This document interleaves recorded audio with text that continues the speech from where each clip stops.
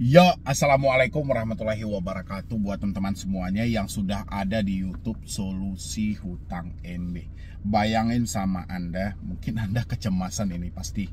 Yakin banget dan saya yakin juga nanti pasti akan banyak pro dan kontra. Tapi saya harus meluruskan persoalan ini. Saya nggak mau lagi banyak nanti korban-korban yang berikutnya yang akan ditekan dengan hal-hal yang sama. Saya tidak pengen lagi, makanya di sini saya pengen meluruskan yang mana katanya besok pinjol legal mau memproses Anda ke jalur hukum sesuai dengan pasal perdata, pasal berapa tadi itu ya, sebentar dulu, pasal perdata 1238 KUHP, di mana nanti penetapan dari jurusita dan di pemaksaan untuk pemenuhan perjanjian ke alamat Anda gitu loh. Ini jangan dibilang saya yang nakut-nakutin Anda, ini real dari kiriman debt collector. Dan saya mau bahas buat teman-teman semuanya. Oke. Yang mana ini mungkin teman-teman yang selalu telat bayar atau tidak mampu bayar di pinjol-pinjol legal, sering mungkin Anda mendapatkan ancaman-ancaman yang seperti ini. Saya mau kupas sama Anda sampai habis dan apa sebenarnya dan seperti apa kita menyikapi hal-hal seperti ini. Dan ini tidak dikirim kepada Anda aja, ini dikirim ke semua orang, terutama mereka yang telat juga bayar di pinjol-pinjol legal itu. Ya, oke, saya coba pajang di sebelah saya ini ya. Yang terhormat nasabah Shopee, oke ini dari Shopee ya, tapi nanti dia akan muncul juga dengan pinjol-pinjol legal lainnya. Biasanya yang paling gencar-gencar sih nggak banyak-banyak ya, paling banyak 10 sampai 20 aplikasi aja itu paling banyak ya. Yang biasanya kalau satu sudah muncul, yang satu lagi juga ngikut gitu, oke. Akibat hukum jika somasi diabaikan yang harus Anda ketahui. Akibat hukum jika somasi diabaikan yang harus Anda ketahui. Ini yang harus Anda ketahui kata DC, oke. Satu, gugatan hukum pasal 1238 KUHP Perdata. Anda dipanggil ke pengadilan dengan surat perintah yang berasal dari hakim, yaitu penetapan jurusita dan paksaan untuk pemenuhan perjanjian ke alamat Anda, oke. Oke ya, nomor 1 ya.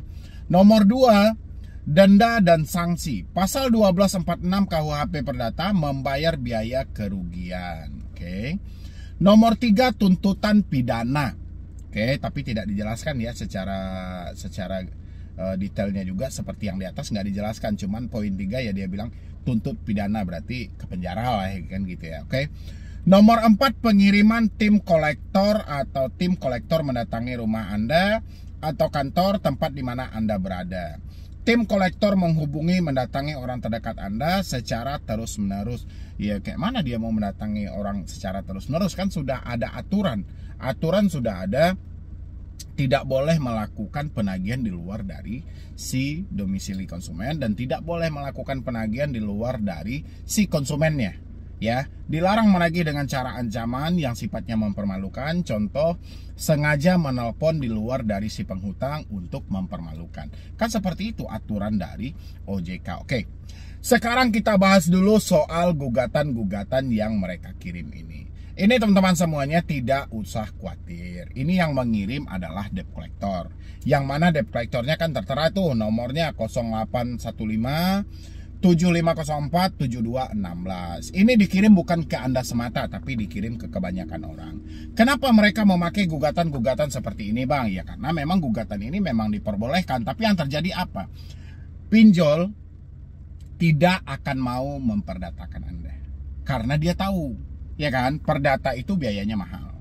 Waktu yang dipergunakan lama, hasilnya tidak memuaskan mereka. Dan lagian kalau sempat ini diperdatakan, pinjol akan terbongkar buruk mereka itu seperti apa. Liciknya mereka dalam menyalurkan dana, dalam pemotongan biaya layanan, dalam pengambilan tagihan, ini akan terbongkar. Ini hanya kata-kata yang selalu dipakai oleh debt collector karena kebiasaan dari kita juga. Kita membiasakan diri, kalau kita sudah diancam, kita sudah ditekan seperti ini, kita kan selalu ketakutan itu. Pasti Anda bilang, Bang, beneran Bang, saya mau diancam Bang, saya mau diproses Bang ke jalur hukum. Katanya ada pemanggilan dari pengadilan, surat perintah dan segala macam. Kita kan selalu nih, gimana Bang, saya nggak mampu bayar. Di sini poin-poin seperti ini, kalau kita tidak teliti dalam hal ini, bisa terjadi tindakan yang merugikan diri Anda. Pertama, Anda bisa nekat mengakhiri hidup. ya, karena saking paniknya dengan hal ini. Itu yang pertama. Yang kedua, Anda bisa terjadi gali lubang tutup lubang, yang mana gali lubang tutup lubang tidak akan menyelesaikan hutang Anda. Yang ketiga, Anda akan nekat melakukan tindakan-tindakan yang merugikan diri Anda, seperti kasus-kasus yang viral, nekat mencuri, mengambil handphone untuk melunasi hutang pinjol. Efeknya dari sini. Karena dia mendapatkan ancaman itu. Padahal ini nggak ada, ya. OJK memang membolehkan, OJK menyampaikan telat 90 hari, pinjol tidak boleh melakukan penagihan lagi, tapi pinjol bisa bekerja sama dengan pihak ketiga dan bekerja sama dengan pihak lawyer untuk menjatuhkan kewan prestasi. Pinjol lebih mengambil bekerja sama dengan pihak ketiga, karena pihak ketiga lebih bisa di request. Ini yang melakukan atau yang mengirim ini pihak ketiganya, ya. Jadi asumsi untuk diproses ke jalur hukum atau arahan untuk diproses ke jalur hukum itu nggak ada. Ini dilakukan oleh debt collector. Ya kan? Karena debt collector pihak ketiga bisa bekerja sesuai pesanan, sesuai kemauan dari majikan dia. Ya. Dan lagian buat teman-teman semuanya, semua ini itu dikirim melalui WhatsApp. Kan saya bilang, mau sehebat apapun debt collector dalam mengancam, itu selalu menggunakan WhatsApp, menggunakan telepon, menggunakan SMS, menggunakan email. Tidak pernah dia melakukan penagihan secara langsung. Ada nggak Desi yang datang ke rumah menyampaikan, kalau Anda tidak melakukan pembayaran, nanti kami tuntut dengan pasal 1238 KUHP Perdata misalnya gitu. Ya, ada nggak mereka bilang yang gitu? Kan nggak ada gitu. Atau misalnya dia bilang, kalau Anda tidak melakukan pembayaran, nanti denda dan sanksi sesuai dengan pasal 1246 KUHP Perdata, membayar biaya kerugian. Ada nggak seperti itu? Kan nggak ada gitu. Jadi buat kita yang nggak ngerti hukum aja bisa paham kalau ini tidak yang sebenarnya gitu loh. Ya, jadi teman-teman nggak usah terlalu khawatir, terlalu berlebihan. Karena ini kan tadi dikirim, Bang, Shopee mau proses saya Bang besok Bang gitu loh. Saya takutnya hal-hal ini banyak dipakai oleh pinjol-pinjol legal lainnya gitu loh. Jadi karena teman-teman panik, karena teman-teman stres mendapatkan tekanan seperti ini, akhirnya apa? Berdampak buruk. Dampak buruknya itu seperti apa? Anda nekat melakukan tindakan-tindakan pidana gitu loh. Seperti kasus-kasus viral kan. Kan baru-baru berapa hari ini yang viral, yang wanita cantik yang mencuri handphone hanya gara-gara terlilit utang pinjol. Kan nggak enak berita-berita seperti itu ya kan. Atau ada yang nekat mengakhiri hidup karena tidak tahan dengan teroran dan ancaman dari pinjol. Kan nggak enak, makanya saya bahaslah hal ini. Jadi jangan sampai pro dan kontra ya. Kalau soal judul atau thumbnail sih sah-sah aja, yang penting Andanya nggak usah terlalu baper. Dan habis itu lagi poin nomor 2 yang selalu mereka tekankan juga, denda dan sanksi pasal 1246 KUHP Perdata, membayar biaya kerugian, oke? Yang ketiga adalah tuntutan pidana. Ini yang nggak sama sekali, kan nggak ada lagi di bawahnya. Tuntutan pidana, dasar pidananya dari mana gitu loh. Kita melakukan penipuan, apanya yang kita tipu? Kita tidak ada memalsukan KTP, tidak ada memalsukan data-data yang benar-benar real dikeluarkan oleh pemerintah, kan nggak ada gitu. Unsur pidananya di mana? Kalau dia bilangin kita melarikan uang perusahaan, sejak kapan kita bekerja di perusahaan mereka? Ya kan? Kalau dia bilang kita penggelapan dari mana? Orang berdasarkan persetujuan kok, karena data kita lengkap, karena kita sudah memenuhi persyaratan yang ada, makanya diberikan pinjaman. Pinjol memberikan kita pinjaman bukan secara cuma-cuma, karena ada keuntungan timbal balik, makanya mereka mau. Benar nggak sih buat teman-teman semuanya? Jadi jangan mau diperbodoh-perbodoh dengan hal-hal seperti ini. Habis itu dia sampaikan lagi, pengiriman tim kolektor. Tim kolektor mendatangi rumah Anda, kantor, tempat di mana Anda berada. Kolektor itu ya sesuai dengan peraturan OJK dalam POJK nomor 22 tahun 2023, pinjol tidak boleh melakukan penagihan di luar dari alamat domisili konsumen. Bagaimana mungkin dia melakukan penekanan terhadap diri Anda? Dia akan datang ke kantor, ke tempat di mana Anda berada. Tidak akan mungkin, ya kan? Kecuali dia hanya boleh ke tempat Anda berada, memang itu domisili Anda, ya silahkan. Tapi kalau soal kantor, di jalan, di tempat umum, itu nggak boleh. Kecuali ada perjanjian atau kesepakatan antara Anda dengan debt collectornya. Ya, jadi intinya buat teman-teman semuanya, gini aja. Soal ancaman hukum, soal di penjara, soal mereka mau narik aset-aset Anda, itu bullshit semua, nggak ada itu. Ya, itu hanya bagian dari penagihan aja. Teman-teman itu nggak capek diperalat terus. Anda perhatikan di sini, itu ada nomor teleponnya, kira-kira itu dikirim kemana? Dikirim melalui apa? Melalui WhatsApp kan? Makanya saya bilangin, sumber kepanikan Anda itu ada di WhatsApp gara-gara hal ini. Kalau Anda mendapatkan hal seperti ini, panik pasti. Makanya kalau kita menyatakan kita sudah tidak mampu bayar, kita sudah tidak sanggup bayar, mau tidak mau, ya kan, hal yang paling pertama untuk kita lakukan adalah memutus semua komunikasinya. Baik itu WhatsApp, email, maupun telepon. Kalau ini tidak Anda putus, Anda bisa baperan terus ya seperti ini gitu loh. Anda kebingungan, bang benar gak ini bang? Bang gimana nih bang? Dia mau proses saya ke jalur hukum, besok debt collectornya mau datang, bahkan sampai menuntut saya ke jalur pidana.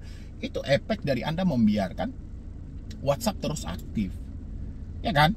Karena semuanya akan dikirim melalui WhatsApp. Karena terjangkaunya Anda oleh debt collector, ya debt collector menggunakan WhatsApp tadi untuk menjangkau Anda yang ada di daerah atau menjangkau Anda yang jauh terjangkau oleh mereka.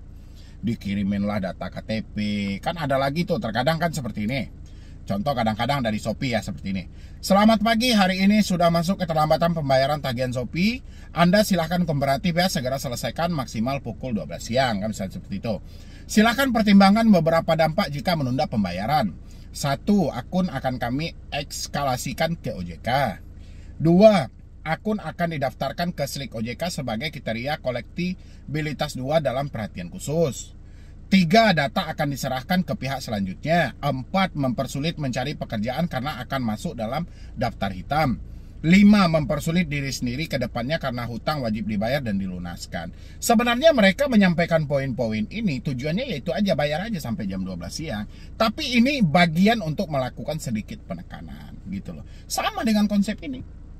Mereka kan bilangin juga gitu, akibat hukum jika somasi diabaikan yang harus Anda ketahui adalah gugatan hukum pasal 1238 misalnya gitu.